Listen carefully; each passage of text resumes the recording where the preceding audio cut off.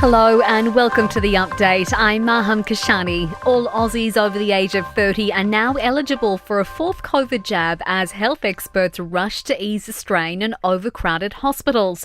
Federal Health Minister Mark Butler says it means another 7.5 million people will be able to get the second booster from next Monday. What we want to do is to encourage individuals to act on that health advice. Vaccines are widely available, they're free of charge, and they will provide you with much greater protection than you currently have. Meantime, it's expected to take about another 2 years before airport traffic returns to pre-pandemic levels. A new report has found passenger traffic at Sydney and Melbourne combined was down about 30% on the same time in 2019.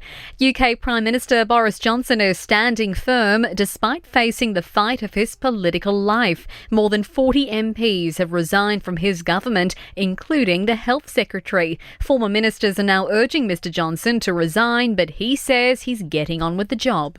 History teaches us that the best way to avoid pointless political disturbance is to allow a government that has a mandate to get on and deliver its mandate.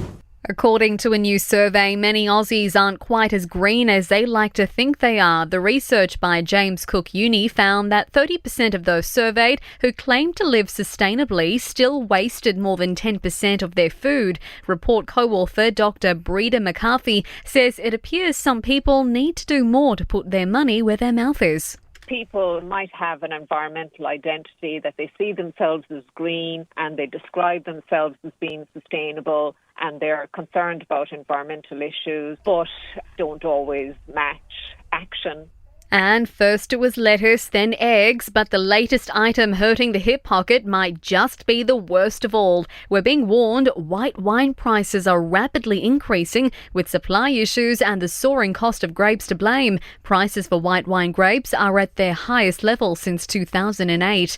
In sport, a devastated Jordan McLean has been ruled out of the Blue squad for the State of Origin decider after aggravating a hamstring at training. McLean says missing the opportunity to make his Origin debut has hit him hard.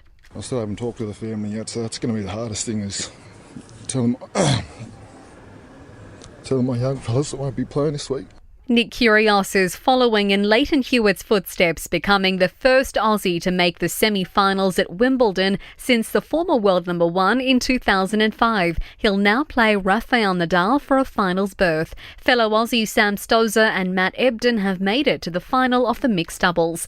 And Aussie Simon Clark has won stage 5 of the Tour de France, but the 35-year-old won't be wearing the leader's jersey. Wout van Aert remains the man to beat in yellow. In entertainment news, Johnny Depp is stumping up for charity, donating to 4 children's charities, including one down under. Fresh from his high-profile court battle with ex-Amber Heard, the actor has raised almost $800,000 through his Never Fear Truth Foundation, the Perth Children's Hospital Foundation, one of the recipients. Kim Kardashian has made quite the statement as she left the Balenciaga couture dinner in Paris, the 41-year-old star wearing a sequined black dress and a black plastic mask covering her entire face. And Justin Bieber appears to be recovering from his facial paralysis. He's been photographed smiling on a beach with wife Hailey after his diagnosis forced the singer to cancel all US tour dates.